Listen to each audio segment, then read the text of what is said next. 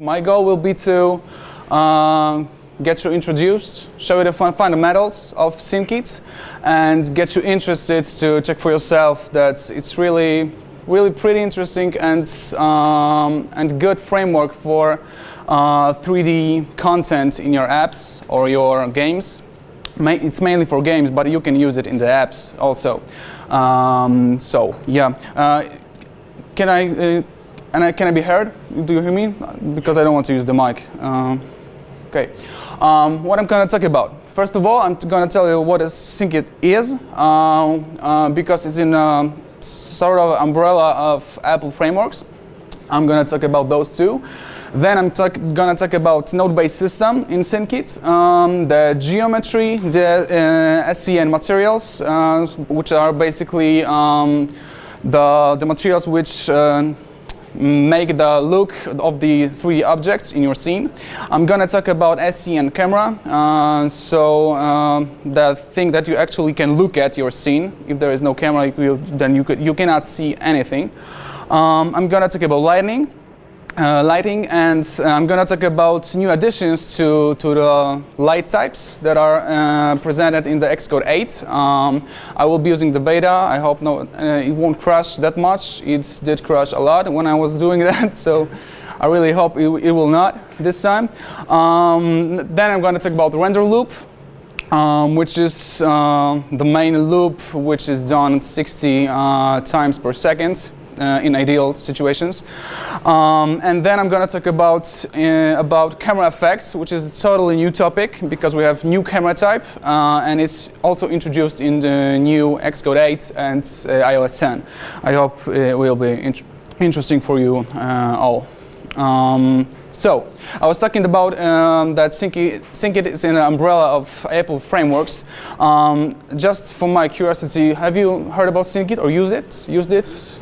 Oh, that's great. Well, that's great that nobody used it because I'm going to talk about fundamentals, so it's going to be very interesting for you. So, as I was saying, we have Gameplay Kit, I think from iOS 8. And Gameplay Kit is basically your component-based system, the replay kit that was presented not long ago, where you can record the gameplay on your games and share them with through the social media with anybody else. We have Sprite Kit, which is for 2D graphical content, 2D games, which is very efficient. And actually we have Metal, which is kind of a low layer. It's under SceneKit. SceneKit operates on Metal.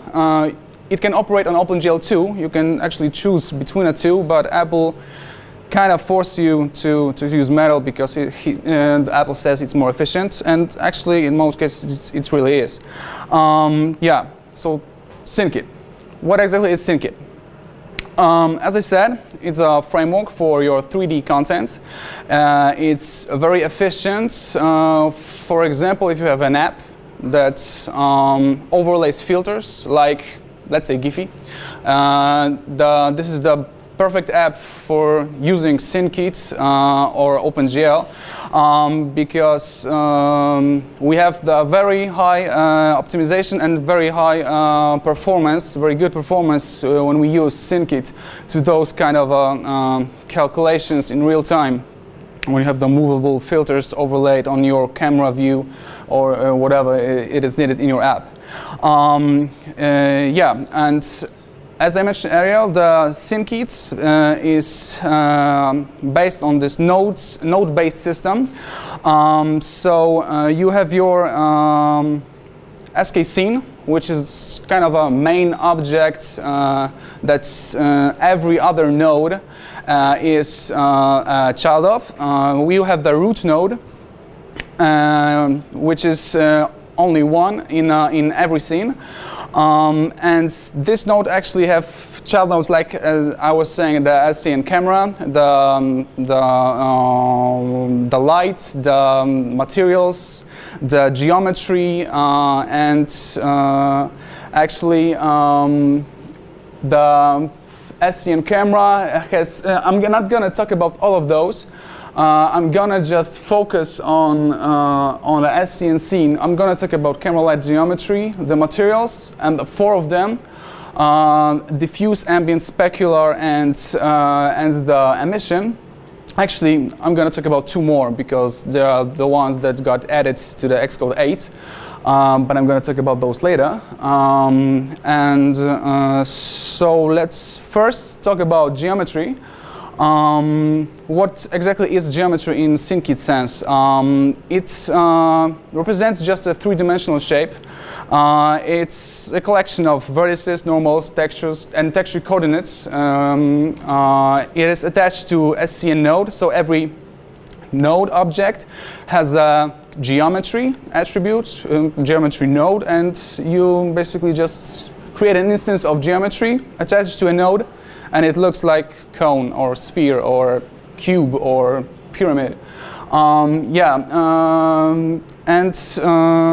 As it says on the slide, it's determining the appearance of the object. I'm gonna really quickly go through because SceneKit gives us very I would say wide options of pre-created geometries. If you're, for example, making a game which is low poly and you don't really need that sophisticated 3D environment like Blender or Maya 3D or anything like that, you're just making simple mobile game. You have basically all the building blocks of geometries in the SceneKit already, so you can just create them in the scene editor or in the code if you prefer creation in code, and you can just picture in your head the 3D scene. I cannot. I'm gonna show you some in editor. So we have SCN plane, great for floors, for example, for any types of floors. You can attach a texture to it, and it's based on that. It looks different. We have a SCN box, which is great for some, I don't know, maybe building blocks of a wall. We have SCN sphere. Not much to say to it. Good for orbs, for pickups in your racing game. We have SCN pyramid, good for, you guessed it, pyramids. We have SCN cone. I don't know what's it good for. Maybe ice cream cone. SCN cylinder. It could be some kind of a column maybe in your games. Some old Roman game, old Roman times. Of course with the texture. SCN capsule, good for peels maybe, to render peels. SCN tube for maybe tunnels, because you can just modify all those attributes like height, inner radius, outer radius, radial segment count, and actually every attribute that you saw is of course modifiable. And SCN torus, which you will see in a moment because I will show you how to do it in code. So yeah, first demo out of 3. I'm gonna real quickly show you. I'm gonna be generating 2 objects in playground because I would like to. Where is my mouse? Okay, there it is. Yep. As you can see, we'll be generating that kind of a spoiler alerts, but yeah, we're gonna create torus, we're gonna create a sphere, just a simple demo for now. I'm gonna show you something more interesting later, and we're gonna animate it, and you will see that it's very easy to do. I'm just gonna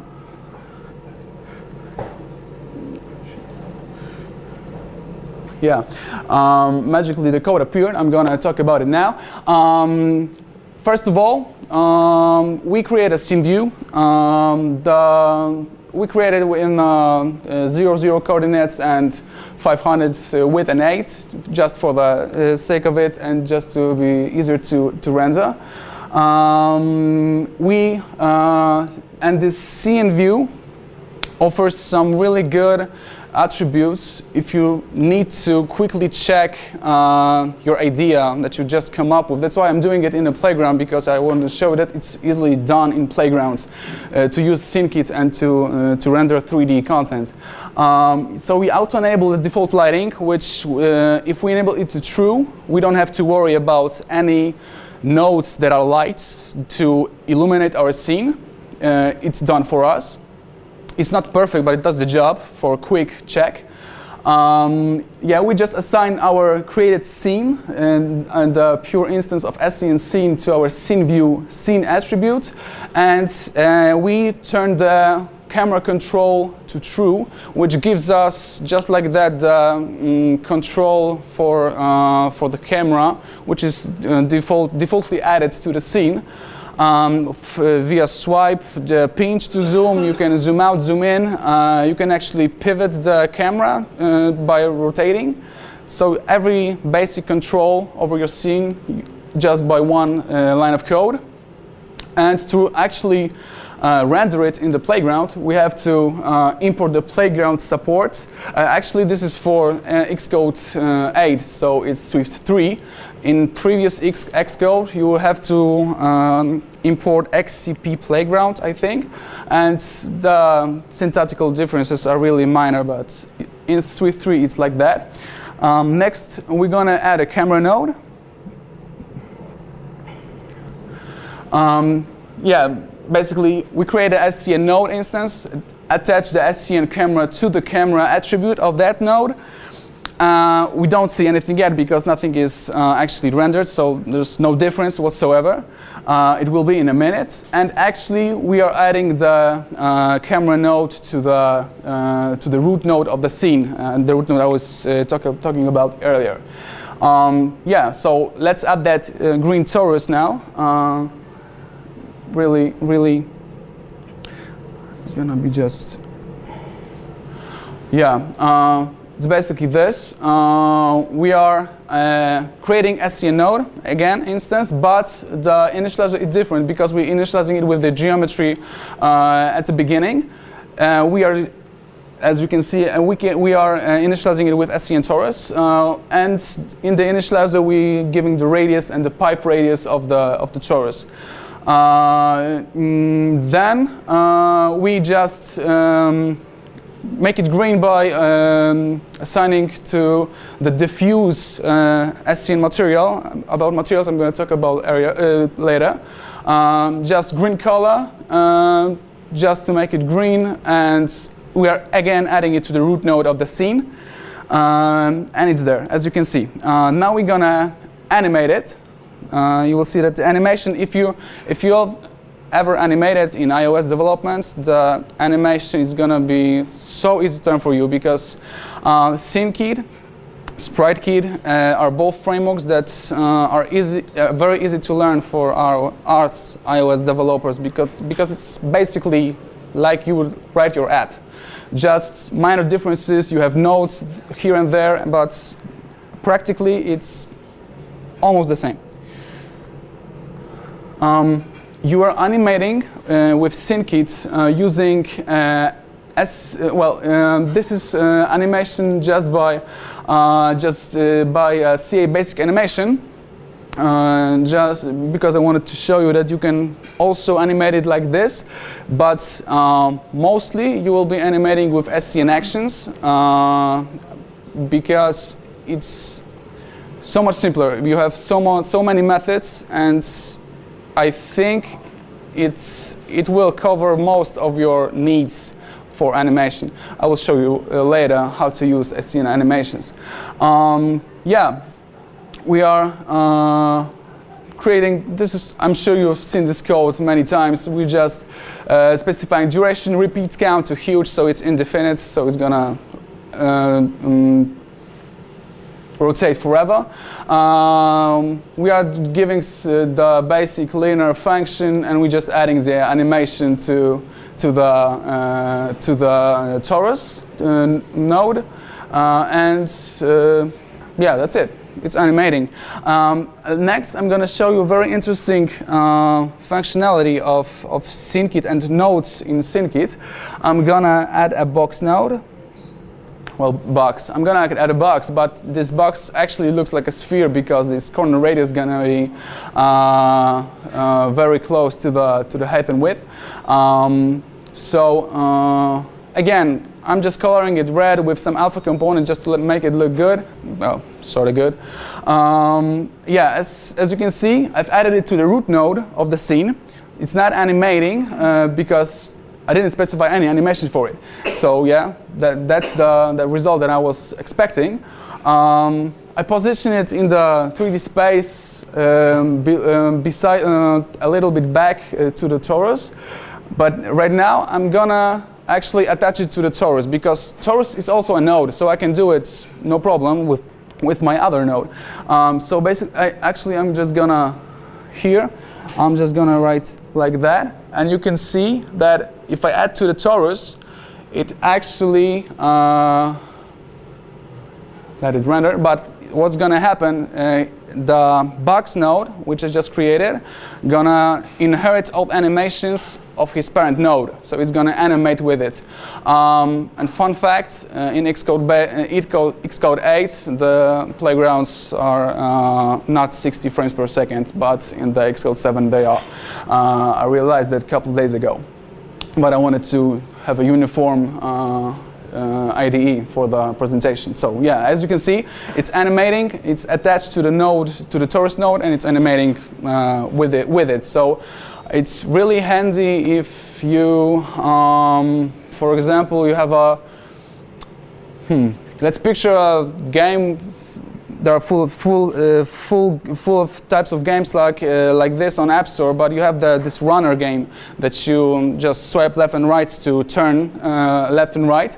And if you, for example, have a character in a cart which is riding on a rail, then actually you don't have to worry because this character is again made of nodes, many nodes, if the character looks good, and you actually don't have to worry about any individual node in this character. You just add a whole character to the cart and it's animating with it, and you basically you're good to go. You have the animation of somebody moving in a cart on a rail.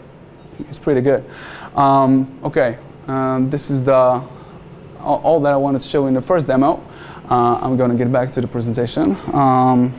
Yeah. Next, I'm going to talk about SCN materials. SCN materials actually is what make the objects appear like actual things that we can see in our world, like leaves, like planets, like walls, anything. You can think of it as textures, but actually just one or two attributes are really textures, and the other ones are maps for other effects that are applied to the object, to the material. As of Xcode 8, the support is for 12 material properties. Basically, to make it work, you just attach it to a geometry, and it's there, and it looks, and it's encompasses the object with this material. You can the really good functionality of SceneKit is that you can actually sum different materials to make a composition of them to achieve your goal, whichever it is, to make the object look real or unreal, depending on what you want. Yeah, and as I said, I'm going to talk about 4 of those, 6 of those, plus 2. The diffuse is the basic material. You can think of it as I said, as a texture. If you apply it to the geometry, it's basically when you have the texture of the Earth, and you apply it to the sphere, it encompasses the sphere, and it looks like Earth. Looks like Earth. The next one is going to be ambient. The ambient material actually works if you have ambient lighting in the scene. About lighting, I'm going to talk about a little bit later. But yeah, if you have ambient lighting and you overlay the ambient material on your object, on your geometry, then you have this tint, colorized texture of the colorized geometry. Then it's the specular material. Specular material is used to actually imitate the shininess of the material of the object. So it could be used in maybe the eyes, for the eyes, for gold, for any kind of a metal, maybe, and it reflects lights directly to the user. As you can see, there's a little dot, shiny dot in the front of us. Which because the Earth appears, and because of that, Earth appears shiny for us. It's not really natural, but I just wanted to show the example. And next we have emission. It's really interesting material, because this one actually is used to illuminate the different areas on your texture. So it appears, you can see that Earth has the cities, the population of people, which are cities, more brighter than the rest of the sphere. So it looks really natural and really looks like there are cities there. But actually, and the map for it looks well. Your designer or you, if you're doing it by yourself, you will have to prepare the map for it and attach it to a geometry. And that's it. Next, I'm going to talk about those two materials that, from Xcode 8. First one is metalness of the material. It's associated with physical-based lighting that also was added to the SceneKit framework in Xcode 8. I'm not going to talk about physical-based lighting today because it's too much of a topic. I'm not going to I don't have the time to delve into it. But basically, metalness, as probably you can guess, it's the shininess of the material, not the shininess like in here, the specular material, but kind of a whole area of the object. I'm going to show, this is the metalness for 0.0. This is from the demo, which I will show you in just a minute. This is metalness 0.25. You can see that the difference. And this is 0.5. I'm using here the physical-based lighting. You can see the clouds that are mirrored on the sphere, because physical-based lighting is very efficient because it's not using any lights, ray casting, anything. It just uses basically the texture, which is rendered and calculated, and based on that, we have the lighting, the physical-based lighting. I hope you can understand. I can explain it to you after the talk, if you want to. So 0.75 and 0.1, from 0 to 1 are the minimax values. And actually now we got the full metalness or shininess of the object, and it mirrors very, very good what is around him or what is his physical light. Next, I'm gonna talk about roughness. Roughness is the roughness of the material itself, because if you have the non-rough material, the light that bounces off the material is pretty close to the to the right angle, but actually roughness calculates and disposes this calculated ray of light in different directions, so the surface of the object appears to be rough. Actually, fun fact, if the metalness of the object would be 0.0, because I was testing it, if the metalness is 0.0 and you try to play with roughness of the object, it does nothing, because well, it's logical, because if the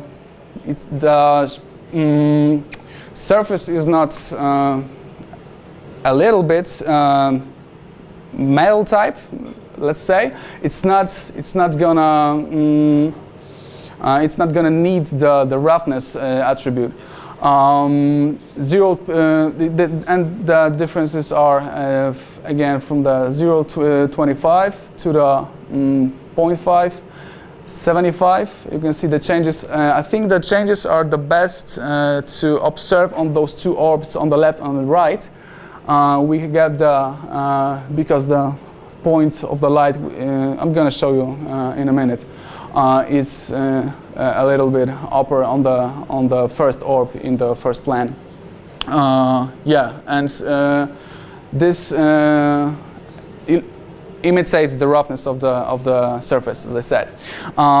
Okay, now I'm going to talk about the camera. You have your basic camera in your three coordinate space. You have your X, Y, and Z's. And I mentioned earlier, without camera, you can have the most beautiful scene in the world. You're not going to see anything. You need a camera, and you need a light. Be it physical light or the types of light which I'm gonna talk about now.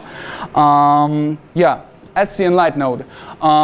It represents the source of light. As of Xcode 8, we have 5 types. Before we have 4 types. I'm very sorry that I won't show you I'm gonna talk about the 5th one, but it's not working yet. In this beta of Xcode, at least I wasn't able to make it work. If it did, then it crashed almost immediately. And I'm going to talk about how it works, but sadly I'm not going to show it to you. And just like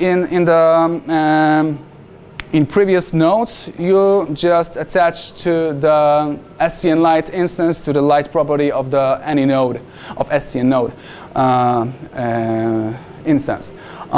Yeah, so those types that I was talking about, the first one is ambient, and actually ambient lighting is uniform in all directions and uniform across all 3D space in your scene. So if you put the point of light which is ambient in your scene somewhere in the 3D coordinate space, it doesn't really matter where you put it, because the light is uniform everywhere in that space. That's why it all appears so bright, because in every point there is the same uniform lighting on those objects that you see. Next one is directional light. It's similar to the ambient because it's also uniform, but in only one direction. That's why you can see that the object is illuminated from the left and a little bit darker on the right, because the direction of the light is actually a little bit like this. Next we have the omni-light, and this one is the most natural to our light bulbs lights. Because it has the fall-off property, which means that the light becomes dimmer the farther it is from its source, which is natural.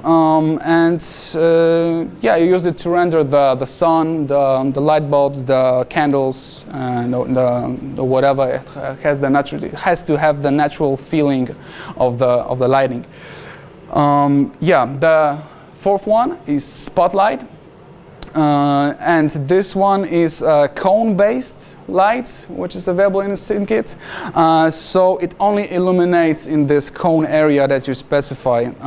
And actually, I'm going to show it to you in a demo real quick. I have so little space here. I'm trying to make the most of it. No, I don't want to make a breakpoint. Yeah, I don't need that. I don't need that. Oh, okay. That's the farthest I can go. Okay. Actually, I'm just gonna.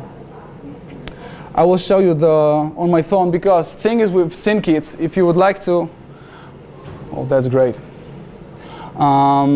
Thing with SceneKit is that if you try to simulate it on a simulator, which is in Xcode, it won't work. You will get maybe 15 FPS tops in most situations. The only way to do it is to test it on a real device. So I'm gonna show it to you. Yeah, if you could. I'm gonna try to run it again. I hope it will work now. Yeah, it did. Oh, it didn't. Oh, I have to trust it. I don't know why. Maybe any of you know why you have to retrust the one trusted certificate? Because it's infuriating. Yeah, just. Maybe because you're on beta? Yeah, it may be because of it. I have iOS 10 and okay. It's getting crazy on me, but I've prepared for it. I'm gonna show you the demo of the light test. Really? Oh my god. Oh, that's why. Now it's gonna work. Yes. Yeah. Okay. Yeah. Oh. Can we turn off the? Oh, we cannot turn off. We have the camera. Yeah. Basically, we have the scene. I make a Venus planet just using textures. I'm going to show you what textures exactly. And I made the just plane, simple plane, to make the floor appear somewhat cosmic. Also, I don't know if you can see, but there's a little fog, so you can't see the edges of the plane, so it won't look too unnatural. It doesn't look good, I know, but it's just to show. As you can see, I allowed the camera to be controlled by touch, so I can do basically everything in that scene that it allows me to do. I can just rotate it. And actually here, I think this is the, let's see, because I think it's an Omni lights. Yeah, oh, that's gonna be terrible, I'm sorry. Yeah, it's type Omni, so you have the, damn it, where is this? Yeah, yeah, come on. As I said, Omni is the most natural, so you can see that the object is illuminated from a little on the upper left corner right now, and it's a little dimmer in here because the object actually blocks the light, the rays, and it looks kind of natural. I'm gonna change the lighting to. It's very easy to change in the editor. To ambient. As you can see, this is the uniform light that I was talking about in the first in the light of the first type. I'm gonna show it to you in the app. Yeah. Yeah. And as I said, the light is uniform in all directions, so all scene is illuminated equally everywhere. Now you can see clearly the fog, which I was talking about earlier. Yeah, this is the ambient light. Now the directional light, it looks kind of similar to the Omni, but with small differences. Again, I was talking, it is uniform across all the 3D space in my scene, and actually, yeah, it's. Yeah, if you can just remember how it looks, I'm just gonna switch to the not ambient, the Omni type, and you will see that it's The difference is minimal, but it looks more natural with the Omni. Yeah. Yeah, a little bit natural. The edges where the shadow is starting on the planet is looking a little bit more natural. As you can see, this is the fifth type, the EES, and I'm not going to show the spotlight because I think that you can just guess how it's going to look. And actually the ES is the very interesting type of light if they make it work in Xcode 8 because it's not, as you can see, I turn on ES, it's not crashing yet because I'm not really using it. So I'm just going to talk about it. Everything went dark because the ES light type actually need the profile path, which is basically the texture or the map of how the light looks like. You can get free profiles for it from Philips maybe.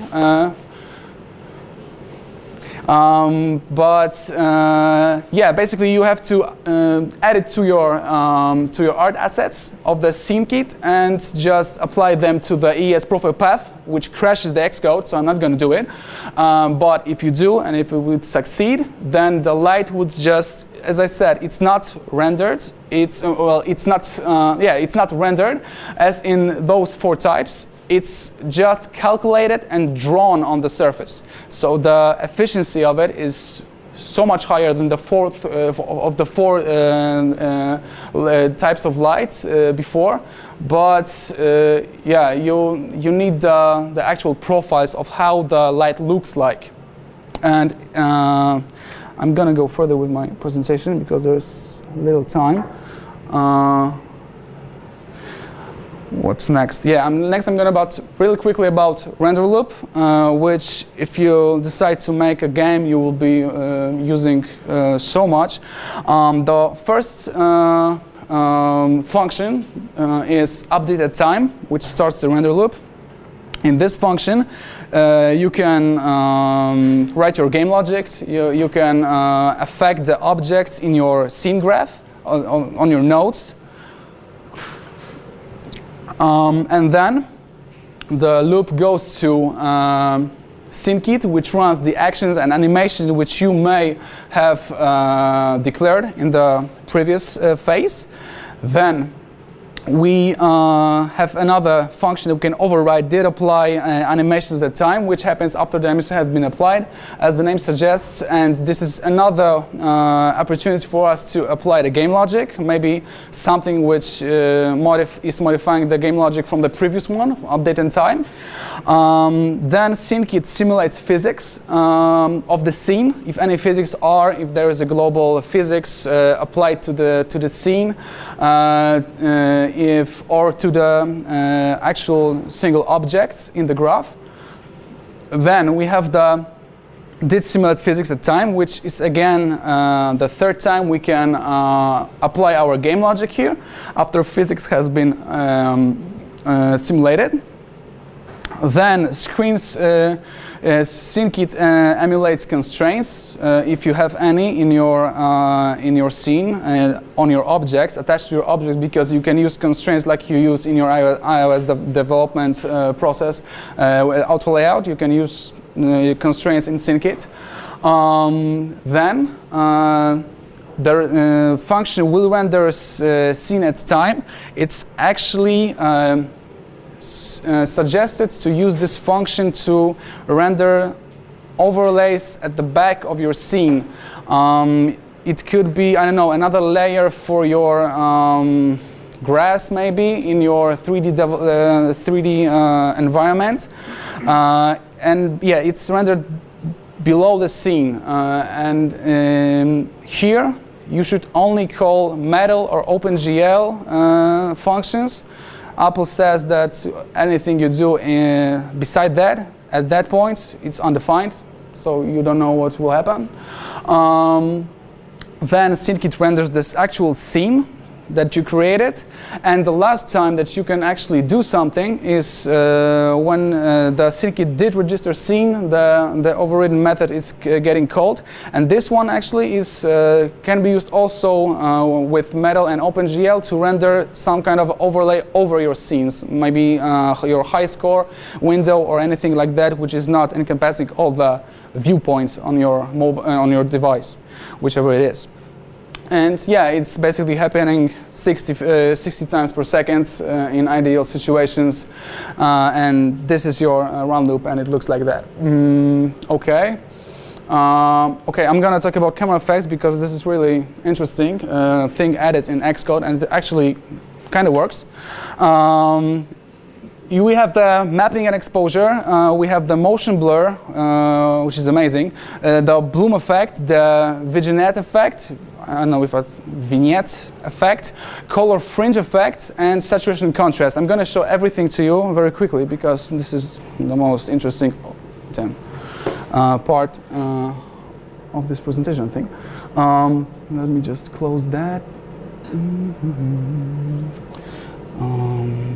And open the, yeah. Okay. Yes. Let's do it like that. Yeah, so basically, just to quickly present it to you, what is going to happen. I have my scene. I'm going to show it the which I pre-made. The scene looks like this.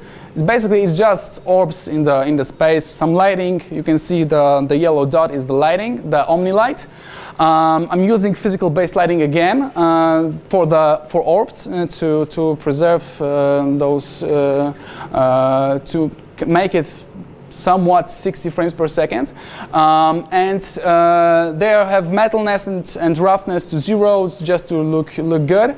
And actually I'm going to show you the effects of the camera because in SceneKit in Xcode 8 there's a new camera called HDR camera, which again I don't have time. I can talk about it after we finished, but let's get to the game view controller real quick. Yeah, let me just quickly, of course, yes, my device. Okay, I'm going to show you really quick how it looks now, and you will see that in a few lines of code, it's going to look dramatically different. Yeah, basically this is my scene. I will show you now with touch controls. It's just, well, yeah. As I said, this control isn't perfect, but it does the job if I want to show it quickly. Yeah, this scene doesn't look good at all, and I'm going to show you how we can make it look good, somewhat good. First, we're going to add a motion blur effect to it. Actually, this is done just with the one line of code. You have your camera node, which is added to the scene. And this camera node has the camera attribute, and this camera has the attribute of motion blur intensity. If you override that, because default is 0, so there is no blur effect. If you give anything else than 0 to maximum 1, you have the blur effect. That's it. This is just as easy as it sounds. And if now, actually, I'm gonna, yeah. Thank you. Yeah. Again, nothing is happening because nothing is moving because blur happens when you move. So, you can see the blur is added to all objects in the scene. Actually, I'm gonna add the animation to it. It's gonna look.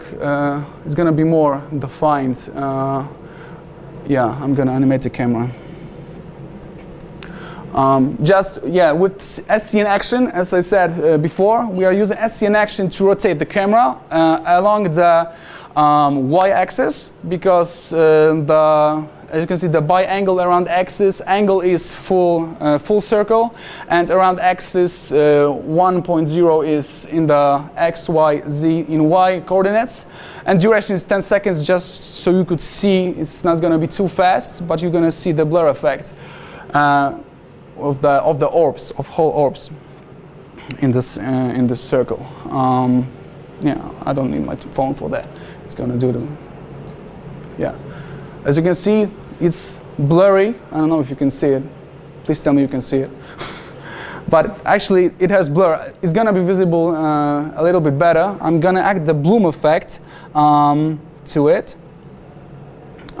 Yeah, again, 3 lines of code. Bloom effect is a sort of a natural bleeding of the light on the surfaces. So on the spheres here, it's gonna be really good looking because the light's gonna sort of fall over the spheres. You can you will see it.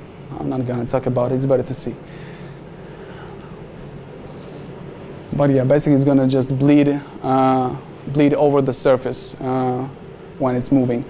And actually, after that, I'm gonna animate the light source, so it's gonna be visible even more. As you can see right now, because those attributes that I set up here, they are very dramatic, just to show you the effect. But if you play with it, you can get the effect that you want.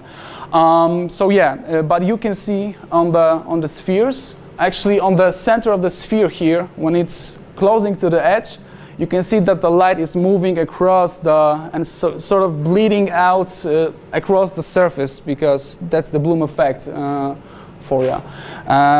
Next one is vignette. This one you may know. This will create sort of from like in the old photos, the black frame, the black blurred frame over your viewport. Just to stylize it a little bit more. You may need it for your game someday to make this look with the complementary changing of the colors of the scene. You can get the old photo look. Yeah, you can see the black. Actually, I will change the intensity a little bit. You will see it better. But yeah. It's not gonna look good, but you're gonna see the vignette effect. Yeah, you can see that. This is basically the vignette effect with very high intensity, and you have just a small oval frame which you can look at the viewport. One more, I'm gonna make it back. Before I'm gonna go to color fringe, because it's another interesting effect. The cool feature of SceneKit in Xcode beta, when you use motion blur, you can actually there's one attribute that you can make the object which is affected by the blur to actually be not affected and crisp as it wasn't moving at all. It's useful for characters which are moving very fast in some vehicles, because you can see the character clearly, but whole world around them is blurring. And you can do it by actually in the scene editor. We're gonna take those 4 spheres, which are laid out pretty good, because we will see it. In the attributes here, you just set is movable, and this will tell the SceneKit, which is rendering the blur effect, to not apply blur effect to the spheres. And actually, Apple said that it's blocking blur effect, but actually it's blocking every effect of the camera. I don't know if it's intentional or not, but that's what happens to the object. And you can see this is affected by blur and every effect, and this one is not. You can clearly see that, and just like that, you get the functionality of the moving object with the camera. Okay, the color fringe effect is another one that is very interesting. Actually, do you play games? Do you play the Deadlight? Deadlight used very heavily the fringe effect. This is the translation of the red, blue, and green colors of pixels on the object, and just phasing them out so you can see some kind of a rainbow over the object. You will see. I don't know if I describe it correctly, but when you see it, you will know what I'm talking about.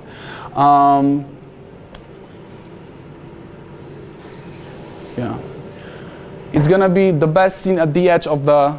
Yeah, as you can see, there's a the quality is not that good, but you can see, maybe if I turn up the intensity of it, yeah, let's say 4. It's gonna maybe, let's see more. Come on. Yeah. Yes. Oh, you can see clearly that at the edges of the screen, the RGB values of pixels are just phasing out and moving away from each other, and you get that effect, that's the fringe effect that it's called. It looks really nice. You get the basic saturation and contrast effect also.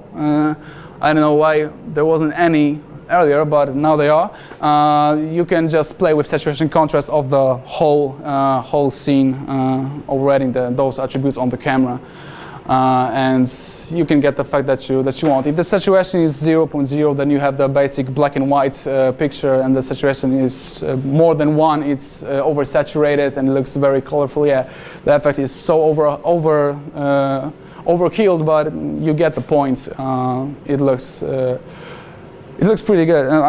The effects look pretty good, and the optimization of those effects also work really good in SceneKit and Xcode 8.